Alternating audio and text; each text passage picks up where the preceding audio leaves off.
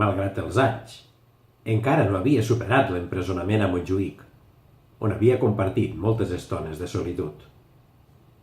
De vegades, els somnis encara se li esquerdaven en un crit al mig de la nit. Al cap de poc de sortir, malgrat la seva naturalesa pacífica, sovint pensava en la venjança contra el botxí, cosa que es treia del cap, perquè allò no conduïa enlloc. Era un home tranquil que havia fet de la lletra impresa el seu món i la seva manera de viure. Mai no va entendre la raó de l'empresonament, mai, i menys encara si el motiu era dir les veritats.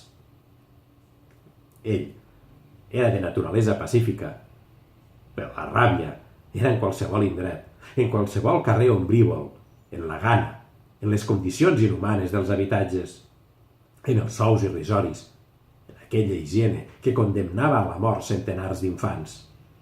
En tot allò hi havia la ràbia, en tot allò. La venjança podia ser l'aliment d'avui, però engreixava la gana de l'endemà, i això ho sabia, però no es podia estar de sentir aquell foc.